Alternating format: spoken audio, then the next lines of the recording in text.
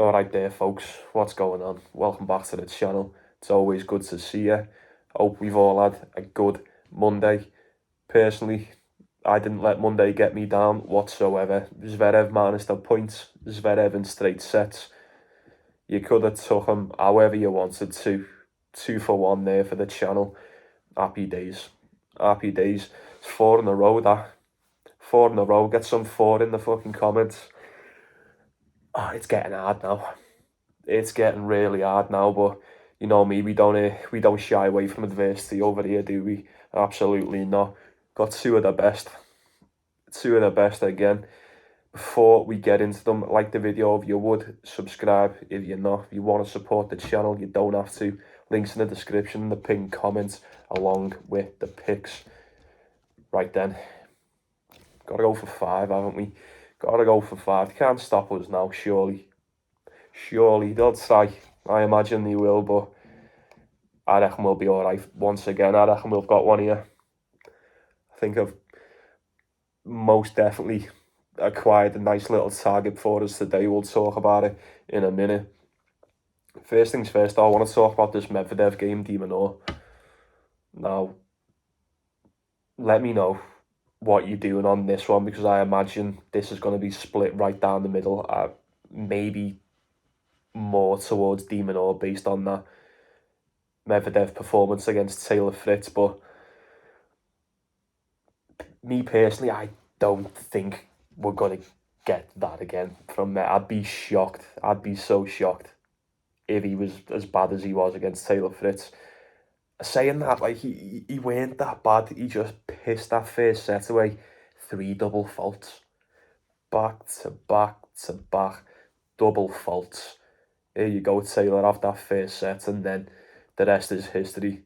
It all came crumbling down right after that.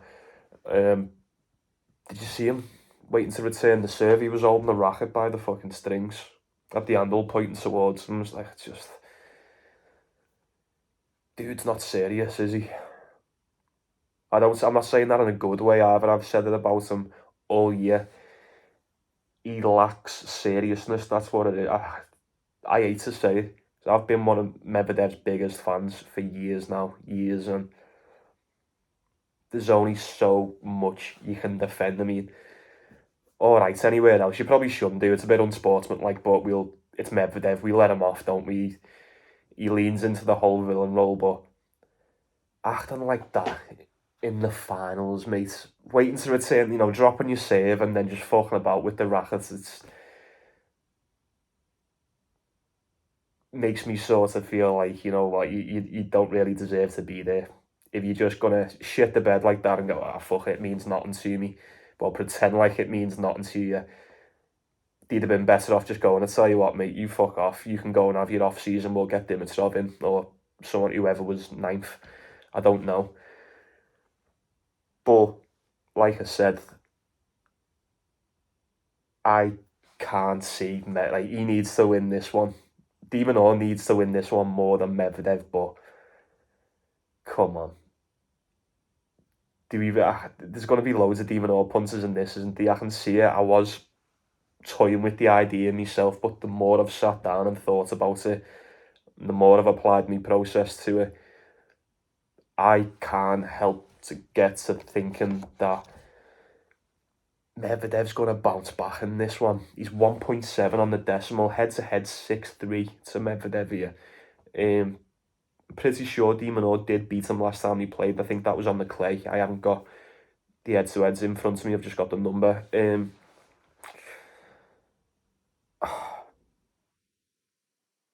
don't know. It's such a tough one. It really is a tough one. Medvedev at 1.7. I feel like in a spot like this, and hear me out, because you might be sitting there going, oh, he was garbage, he was so bad. You can't back him in this one. You can't do that. I just think he beats Alex de Minaur. I do. I'm just thinking about it. Can we see a world where Medvedev just gets smoked in the first 2 round robin matches and doesn't even get to the set? I don't know, like it's... I don't know.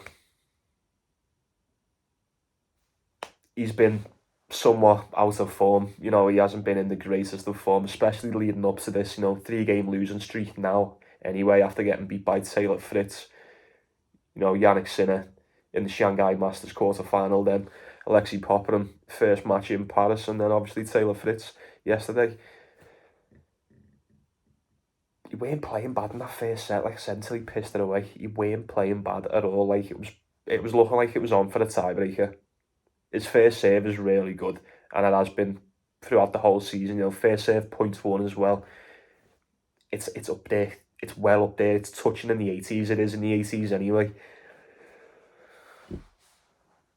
It's just if it goes over, because like there is a significant, and I mean a significant drop off from Medvedev's first serve to second serve, especially on the .1. You're talking 80% on the first, 20%, well, like in the 20s on the second. De Minaur, fortunately for Medvedev, De Minaur, it's not much better. It's not much better. First serve ratio is probably a little bit lower. It's consistent. It's on a consistent level, but we're talking like, low 50s, high 40s, the 60s, 50s, around that area. I just, you know what? This is just, it's too much. Like, you could sit here and you could spin narrative after narrative for this, couldn't you? Like, Medvedev was shit. De Minaur didn't look bad against Yannick Sinner. He'd done pretty much all that he probably could do against Yannick Sinner, especially in the form that he's in. 6-3, 6-4.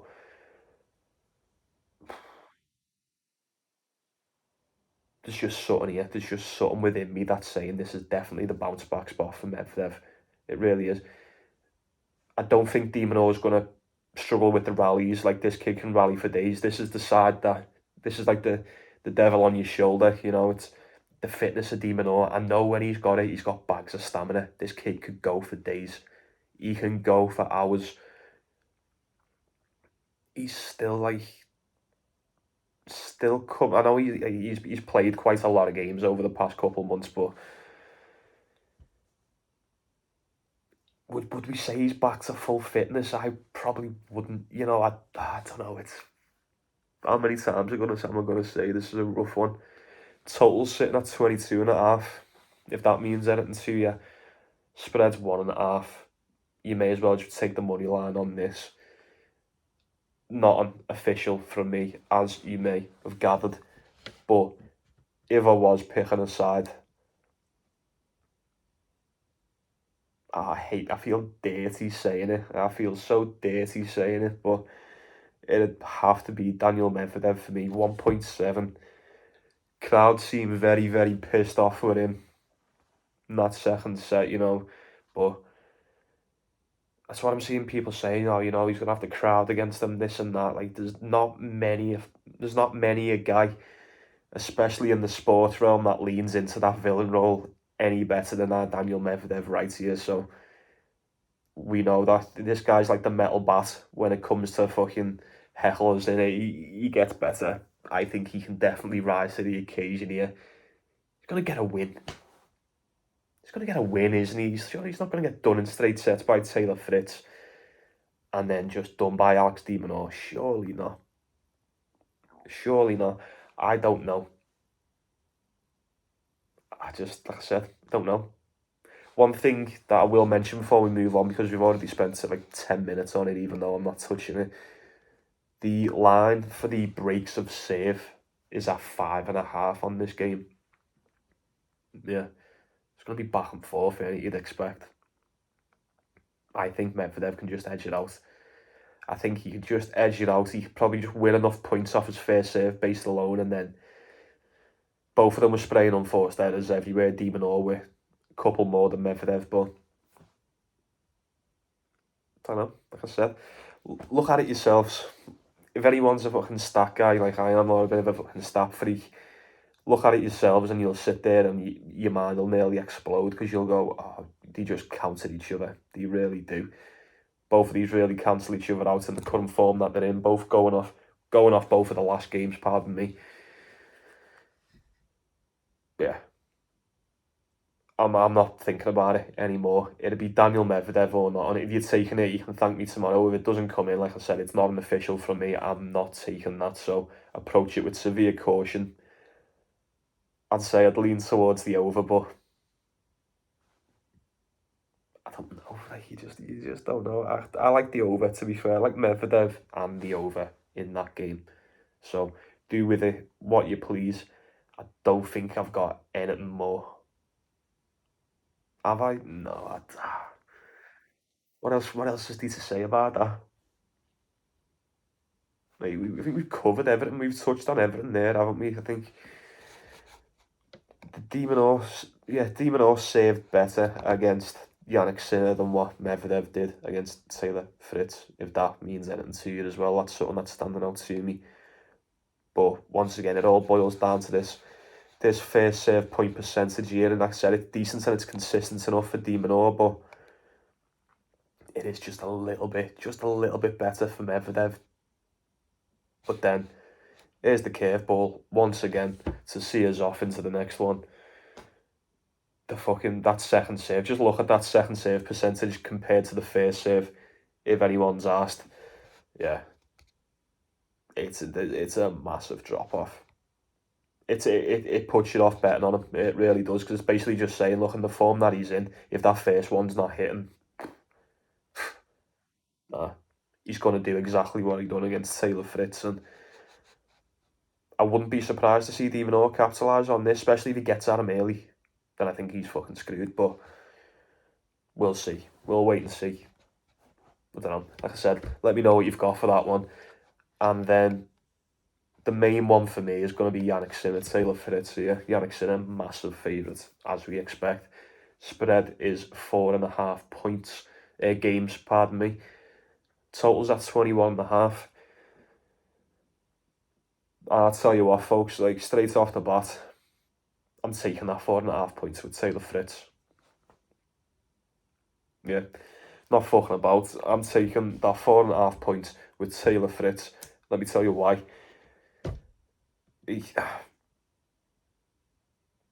Look, this isn't even like the main reason, but it's staring me right in the face, especially because we've just been talking about him a couple of seconds ago. But Demon Orr was that close, and I mean that close, to covering that 4.5. You know, he either covered the 5.5. That weren't the spread, I don't think, anyway. Demon Orr was one game away from covering that against Yannick Sinner. Taylor Fritz, in his last 20 games, excluding the defeat to Yannick Sinner in the US Open final, you know, with that being 3 set, well, best of 5 sets, doesn't really stand with these, but out of his last 20 games, he has covered that spread in every single one of them, apart from that game against Yannick Sinner in the final. That was best of 5. And then there was one to Carlos Alcaraz in the Lever Cup. He's either smoked everyone else or he's kept it close enough to cover his spreads. 4.5 sound. 4.5 sound with Taylor Fritz. I liked what I seen against Medvedev. Like I said, like, he was hanging in there. Even if you thought it could have went either way in that first set until what happened. Taylor Fritz was more than capable of dealing with Daniel Medvedev there. More than capable. I'm not saying he's going to beat Yannick Sinner because he just looked unstoppable. Demon Orr did break him, but then he just got it straight back. Poke the beehive, as we say, and then just fucked him up for the rest of it. If Demon Orr's coming within a game of covering that spread, I'd like to think Taylor Fritz could just do that little bit, even if it's just the slightest bit better. Ever so slightly, that's all we need. That's all I need. I'm willing to roll a dice on that. Me personally, I think we can get a tiebreaker out of this.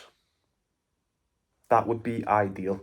Look, I've said it a few times, the way I approach watching these games, if you are taking that 4.5, first set's crucial, innit? First set has me fucking sweating because I want that to go as long as possible. As long as possible. Worst case scenario, Taylor Fritz wins the fucking toss and then he goes, you know what, I'll receive. Yannick Sinner serves first and then he gets a break on him that way in the first set and then he drops it 6-3. because you'll be sweating your tits off for a tiebreaker in that second. I'm willing to roll the dice on this one. I think he can keep that within the 4.5. I think, especially the first set, he can come out strong. You'll definitely be able to anger him. 3 or 4 games, that is a must. 5 would be perfect. Tiebreaker, even if he wins a set, it'll be great. As long as he's going to maintain a consistent level. Sometimes if you win the first set plus the points, and then they get absolutely pasted in the second and third, it can end up not covering. I don't think that's going to be an issue with our Taylor tomorrow. You're probably sitting there going, what about Yannick Sinner? Like, what do you want me to say about him? World number 1. He's fucking fantastic, isn't he? Like, he does every match exactly what we expect him to do. Exactly what we expect him to do. Whether it's close, whether it's not, this lad just can't stop winning at all. I think he's won 19 of his last 20. It may even go back further than that. That's all I can see. The only loss coming to Alcaraz in the final of Beijing. Apart from that, he's just... Nobody comes close to Yannick Sinner. No one comes close. He serves so good. His baseline game is by far the best on the tour at the moment. He is the best player on the tour at the moment, no doubt about it.